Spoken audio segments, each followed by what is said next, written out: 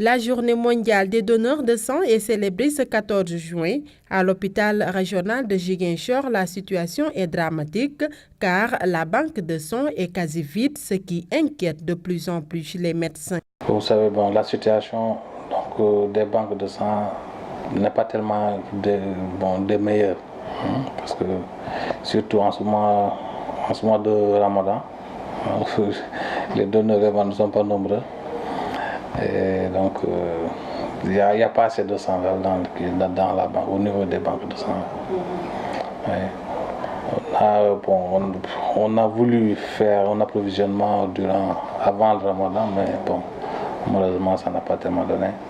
Vous savez, quand quelqu'un a besoin de sang et qu'on vient, on fait un bond, on vient dans la banque de sang et il n'y a rien, ça c'est dramatique. Aujourd'hui, les perspectives semblent être sombres avec cette raréfaction des donneurs. Le don de sang est très important parce que, comme vous savez, il y a des états de santé qui nécessitent une transfusion.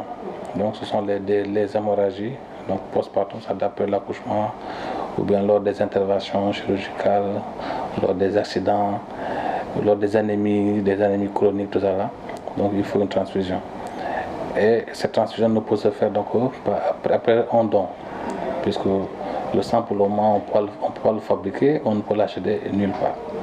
Et seulement quand les gens se viennent donner, qu'on pourra pratiquer cette transfusion. Mais malheureusement, nous avons constaté qu'il y a vraiment une baisse des dons. Conscient de l'importance de donner du sang, ce donneur rencontré sur les lieux invite les populations à faire comme lui. Ce geste, je l'ai fait, c'est pour, comme on le dit, c'est pour sauver la vie des êtres humains. Alors, je le donne gratuitement, ce n'est pas une première fois. Je suis à ma 19e fois depuis que j'ai entamé à donner le sang. C'est un acte noble, un acte de la citoyenneté. Je ne peux rien dire d'autre si ce n'est que d'encourager les populations, les autres à venir le faire, ceux qui ne l'ont jamais fait et ceux qui le font, qu'ils viennent périodiquement par 3 mois et 4 mois pour les femmes, 3 mois pour les garçons. En plus de sauver des vies, donner du sang a plusieurs avantages. Il permet de découvrir son groupe sanguin, de savoir si on est malade ou pas, entre autres. À Ziguinchor, le ciel n'a pas encore ouvert ses vannes, alors qu'en priori, le mois de juin coïncide généralement avec les premières pluies. Ce retard pluviométrique commence à inquiéter sérieusement les populations, mais cette inquiétude est-elle fondée? La réponse avec les spécialistes de la météo. À notre niveau, on ne parle pas actuellement de retard. Donc actuellement, il y a les vents dominants qui commencent à changer. Actuellement, on a des vents dominants de secteur sud-ouest, donc qui apportent un peu ce qu'on appelle la mousson. Mais on ne parle pas actuellement pour nous de canicule. Parce que pour parler de canicule, il faut qu'on ait une température maximale extrême pour un nombre de jours cumulés. On aura une installation des pluies précoce à normale sur une bonne partie du pays. Mais pour Ziguinchor, on a vu qu'on aura un démarrage normal. C'est-à-dire, si nous comparons par rapport à la normale 81-2010, cette période normale correspond à la 3e décade du mois de juin, c'est-à-dire du 21 juin au 30. Les populations doivent cependant prendre leur mal en patience car les premières pluies sont prévues, selon ces derniers, entre le 21 et le 30 juin prochain. Le débat enfle depuis la signature de convention entre le Casasport et l'entreprise australienne Astron.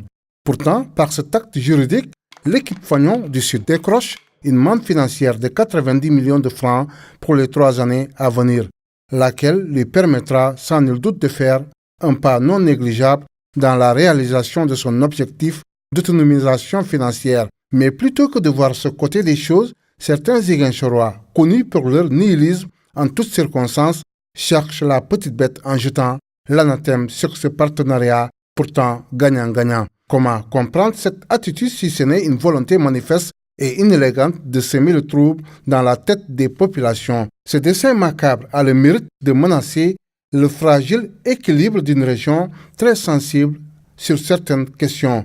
La Casamance ferait bien l'économie de tels exercices de déstabilisation venant de gens qui ont fini de donner la preuve de leur hypocrisie et de leur instabilité psychique. Pour ce qui est du Casa Sport, il continuera de s'éloigner de ces aventuriers et autres marchands d'illusions qui veulent l'entraîner dans un débat puéril, stérile et dangereux.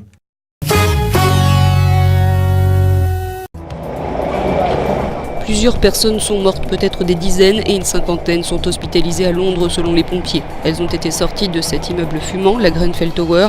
Depuis minuit, les pompiers ont lutté pour éteindre le feu qui a ravagé cette tour d'habitation d'une trentaine d'étages dans l'ouest de la capitale britannique. La police londonienne a fait état de plusieurs blessés pris en charge sur place pour des inhalations de fumée, puis les services d'ambulance ont annoncé l'hospitalisation d'une cinquantaine de personnes. Plusieurs témoins disaient avoir entendu des cris sortant de l'immeuble. À l'aube, des gens étaient encore évacués et d'autres toujours pris au piège. Environ 200 pompiers et une cinquantaine de camions ont été mobilisés dès minuit et quart heure locale dans le quartier de North Kensington et le bâtiment se consume encore. Cette construction qui date de 1974 a une structure en béton armé, ce qui expliquerait qu'elle ne se soit pas effondrée.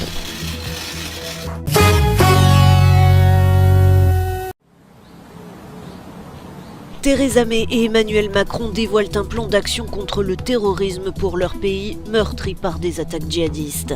La chef du gouvernement britannique et le président français ont une priorité, Internet, qui sert d'outil de radicalisation, mais aussi de communication entre les terroristes.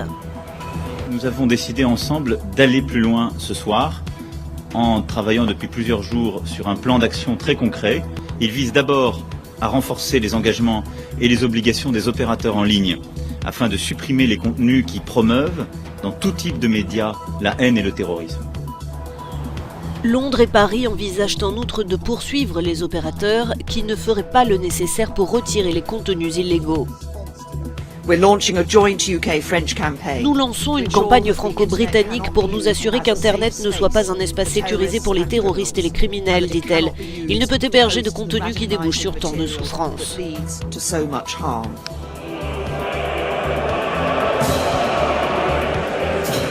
Après leur rencontre à l'Elysée, les deux dirigeants ont assisté au match opposant les Bleus à l'Angleterre au Stade de France. Les 80 000 supporters ont entonné en chœur l'hymne britannique en hommage aux victimes des attaques de Londres et Manchester, comme les spectateurs du stade de Wembley avaient entonné en novembre 2015 la Marseillaise après les attentats de... Après plusieurs semaines de retard, Alpha Condé tient aujourd'hui l'une de ses promesses de campagne, distribuer à chacun des étudiants de la Guinée une tablette électronique. Des tablettes que le président Condé fait distribuer au forceps après une confrontation verbale avec des centaines d'étudiants à l'ouverture du forum de l'étudiant guinéen le 1er juin à Conakry, la capitale. C'est pas un droit.